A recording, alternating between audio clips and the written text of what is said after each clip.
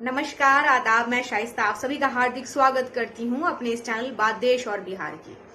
आज हम बात करने वाले हैं मजदूरों के पलायन के बारे में, जो बिहार से बड़ी संख्या में अन्य राज्यों में होता है। तो ये पूरा का पूरा एपिसोड ही उन पर है। आप जुड़े रहें, बात देश और बिहार की शाइस्ता को देखते रहें। अगर आप लोगों ने अब तक मेरे इस चैनल को सब्सक्राइब नहीं किया तो सब्सक्राइब कर लें। बात शुरू करते हैं। शहर में मजदूर जैसा दर बदर कोई नहीं, शहर में मजदूर जैसा दर बदर कोई नहीं, जिसने सबके घर बनाए उसका घर कोई नहीं। हर बार की तरह इस बार भी चुनाव होंगे, मगर हर बार की तरह इस बार भी चुनावी नारों और पार्टियों के इरादों से अहम मुद्दे गायब रहने वाले हैं। बिहार का नाम बिहार प्राचीन काल से ही दिया गया था। इसका कारण था कि उस समय यह बौद्ध धर्म के भिक्षुओं का एक महत्वपूर्ण स्थान था। लोग यहाँ घूमने आते थे, अध्ययन करने आते थे। लेकिन आज हकीकत अलग है। आज बिहार से चाहे विद्यार्थी हो, चाहे श्रमिक मजदूर हो, वह बड़ी संख्या में अन्य राज्यों में जाते हैं, या तो पढ़ने जाते हैं या फिर नौकरी चाकरी मजदूरी करने जाते हैं। इसमें कोई दो राय नहीं कि आज बिहार की धरती से पलायन एक हकीकत बन चुका है। बिहार जो प्राचीन काल में बाहरी लोगों के आकर्षण का स्थान हुआ करता था, आज अपनी संरचनात्मक कमजोरियों के कारण वैसे शीर्ष राज्यों में शुमार होता है, जहां से रोजी रोटी के लिए बड़ी संख्या में मजदूर श्रमिक अन्य राज्यों में पलायन करते हैं। हाथों को काम नहीं मिल पाना, पेट भरने की समस्या और परिवार पालने के लिए यह पलायन मजबूरी में होता है। बिहार के लगभग अधिकतर घरों से किसी न किसी रूप में यह पलायन जरूर होता है। खासकर अगर हम बात करें मजदूरों की, तो वह बड़ी मात्रा में देश के अन्य राज्यों में जाते हैं और अपनी सेवाएं भी दे रहे हैं, और वह भी बिना किसी ठोस सामाजिक सुरक्षा के। अब हम बात करते हैं कि बिहार में पलायन का जो इतना बड़ा संकट है वह कब से शुरू हुआ। Tata institute of social science के 2017 में बिहार के पलायन पर एक विस्तृत रिपोर्ट जारी की थी। रिपोर्ट में कहा गया कि बिहार में पलायन दशकों पूर्व का मामला है। पूर्व औपनिवेशिक काल यानी अंग्रेजों के भारत आने से पहले से बिहार में पलायन होता था। उस वक्त मुगल सेना में बिहारी मजदूरों को बतौर लड़ाका सैनिक भर्ती किया जाता था। अंग्रेजों के आने के बाद बिहार के मजदूर ईस्ट इंडिया कंपनी में काम करने लगे। इस दौरान असम के चाय बागानों और बंगाल के मिलों में मजदूरों को काम करने के लिए भेजा जाता था। आजादी के बाद बिहार के मजदूर पंजाब और हरियाणा की ओर जाने लगे। हरित क्रांति की वजह से यहाँ रोजगार का साधन था और खेती बढ़िया थी और मजदूरों को अच्छे पैसे मिल जाते थे। 1990 के दशक में भारत में उद्योग कारखानों का बोलबाला शुरू हुआ। इसके बाद बिहारी मजदूरों का पलायन जो है महानगरी यानी कि मुंबई, दिल्ली, कर्नाटक, दक्षिण के राज्यों की ओर हुआ। असंगठित क्षेत्र में कार्यरत यह मजदूर किसी भी तरह की स्थिति में रहने के लिए जब वो बाहर जाते हैं तो विवश होते हैं, क्योंकि उन्हें कमाना होता है। हो सकता है इस दौरान उनकी जान चली जाए, लेकिन उसकी भी फिक्र वह नहीं करते, क्योंकि उनके लिए जरूरी है 2 वक्त की रोटी, जो उनके परिवार और बच्चों को चाहिए। ऐसे असंगठित क्षेत्र में कार्यरत कितने ही मजदूर अपने कार्यस्थल पर मारे जाते हैं और उन्हें नाममात्र का मुआवजा मिलता है, या फिर कोई मुआवजा भी नहीं मिलता। अभी हाल फिलहाल में बिहार सरकार ने मजदूरों की दुर्घटना में मौत पर जो है 2 लाख रुपए दिए जाने की घोषणा की है। मगर यह सोचने की बात है कि हम उन्हें 2 लाख की एक छोटी राशि तो दे रहे हैं, लेकिन हम उनके बारे में नहीं सोचते हैं कि उन्हें हम ऐसी अनुकूल दशाएं दें कि वह प्रवास करने को मजबूर ना हो। हाल के दिनों में बगहा से जम्मू कश्मीर गए 8 मजदूरों की सड़क दुर्घटना में मौत हो गई, जिस पर प्रधानमंत्री से लेकर मुख्यमंत्री तक ने अपनी संवेदनाएं प्रकट की और मुआवजा देने की भी घोषणा की। यह वाकया हमें बताता है कि ऐसी दुर्घटनाओं में बिहार के असंख्यक मजदूर मारे जाते हैं। नीतीश कुमार 2005 से लगातार बिहार के मुख्यमंत्री बन रहे हैं। पहली दफा 2005 में मुख्यमंत्री बने थे, तब उन्होंने बिहार से पलायन को रोकने का वादा किया था, लेकिन आज भी पलायन जो है बड़ी तादाद में हो रहे हैं। बिहार की अगर आप ट्रेनें देखें तो उसमें बड़ी संख्या में मजदूर जो है बिहार से अन्य राज्यों में जा रहे हैं। बिहार से इतनी बड़ी संख्या में जो मजदूर पलायन करते हैं, उसकी मुख्य वजह मानी जाती है कि बिहार में पहली बात तो ये कि रोजगार नहीं है। सीएमआई देश भर में बेरोजगारी को लेकर रिपोर्ट जारी करती है। दिसंबर 2022 के रिपोर्ट के मुताबिक बिहार में जो बेरोजगारी दर थी वह 19% से अधिक थी। रोजगार नहीं होने की वजह से सबसे अधिक पलायन बिहार में होता है। जनरल ऑफ माइग्रेशन अफेयर्स के मुताबिक बिहार में 55% पलायन रोजगार की वजह से होता है। अधिकांश लोग अनऑर्गेनाइज सेक्टर यानी कि असंगठित क्षेत्र में काम ढूंढने के लिए बिहार से बाहर जाते हैं और यह लोग मजदूर और श्रमिक होते हैं। दूसरी बात यह है कि काम के बदले बिहार में कम पैसा मिलता है। बिहार में पलायन की दूसरी बड़ी वजह यही गिनी जाती है। बिहार में मजदूरी के लिए न्यूनतम 200 रुपये मिलते हैं, जबकि उसी मजदूरी के लिए अन्य राज्यों में उन मजदूरों को 400 से लेकर 500 रुपये दिए जाते हैं। द प्रिंट की एक रिपोर्ट में कहा गया था कि बिहार में मजदूरों को औसतन जो दिहाड़ी मजदूरी मिलती है वह 300 रुपए की होती है, जबकि तेलंगाना और दक्षिण के राज्यों में यह रकम 1000 रुपए होती है।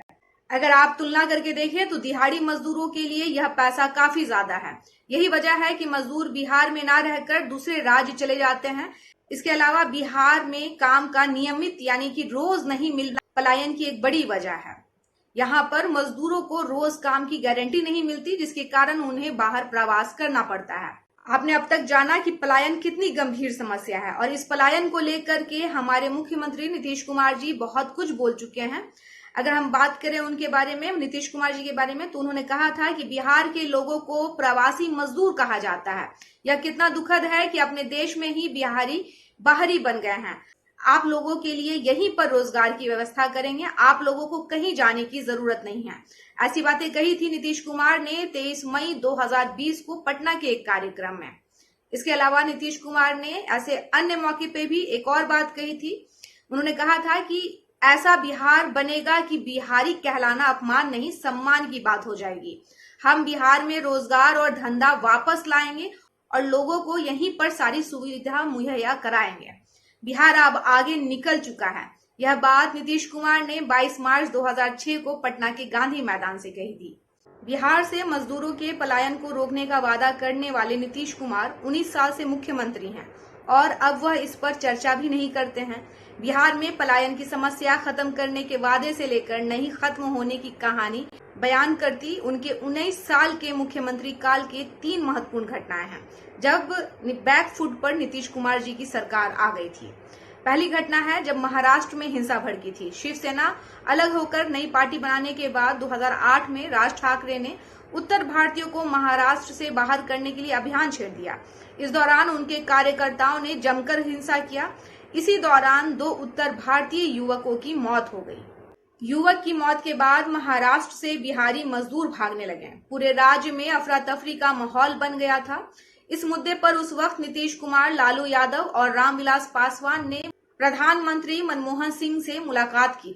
नीतीश कुमार ने सिचुएशन कंट्रोल करने के लिए सख्त फैसले लेने की मांग की थी।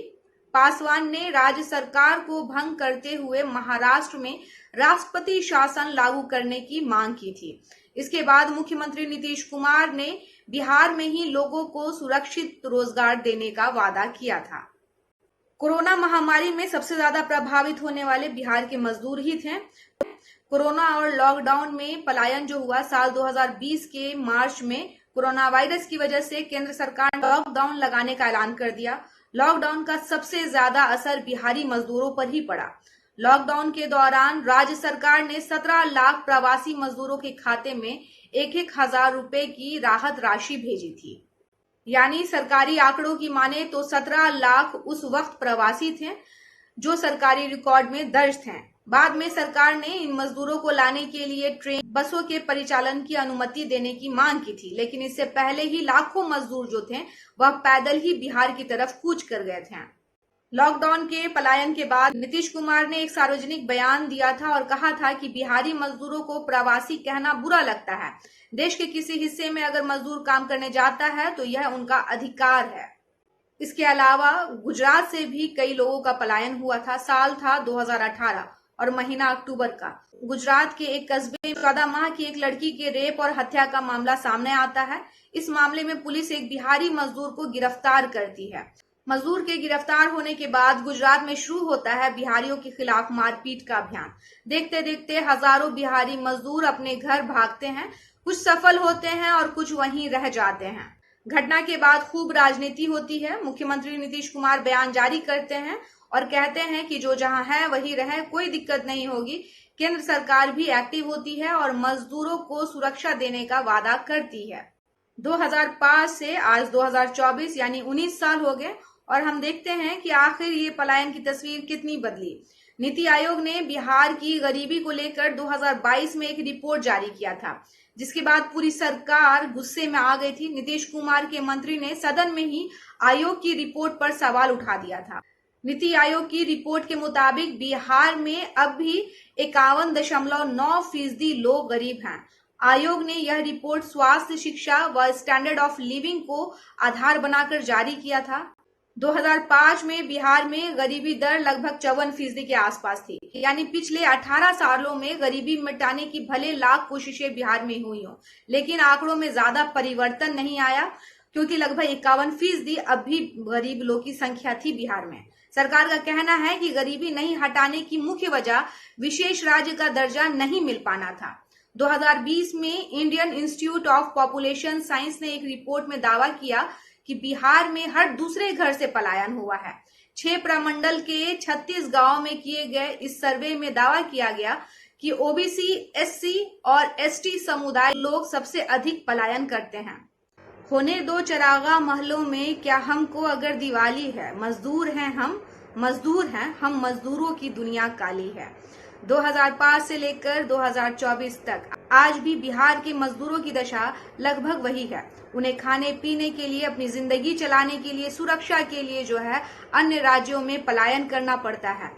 वैसे बिहार सरकार ने कई सारी योजनाएं चलाई मजदूरों के लिए, श्रमिकों के लिए, लेकिन इन योजनाओं और इन उपायों का क्या फायदा जब हम इस पलायन को रोकने में नाकामयाब रह जाएं। खैर, इस पर एक ठोस पहल करने की जरूरत है। वैसे तो लोकसभा या राज्य विधानसभा के जब भी इलेक्शन आते हैं तो जाति धर्म का मुद्दा आता है, अलग अलग फालतू की बातें आती हैं, लेकिन हम अहम मुद्दों पर बात करने से अक्सर कतराते हैं। बिहार के मजदूरों की एक बड़ी संख्या का पलायन करना एक गंभीर समस्या है और इस पर बात करनी होगी। सभी पार्टियों को इस संदर्भ में कोई ना कोई एक ठोस रोड मैप पेश करना होगा, जिससे हम इस पलायन की समस्या को हल कर सकें। कैसी लगी आपको ये रिपोर्ट, मुझे जरूर बताएं। पसंद आता है तो लाइक करें, अपने लोगों के बीच में शेयर करें, और अब तक आप लोगों ने अगर मेरे इस चैनल को सब्सक्राइब नहीं किया है तो पहले सब्सक्राइब कर ले, ताकि आपको इस तरह के मुद्दे देखने का अवसर मिल सके। मैं शाइस्ता, मुझे दे इजाजत, और पसंद आता है तो जरूर कमेंट कर बताएं कि आपको ये रिपोर्ट कैसे लगी। धन्यवाद।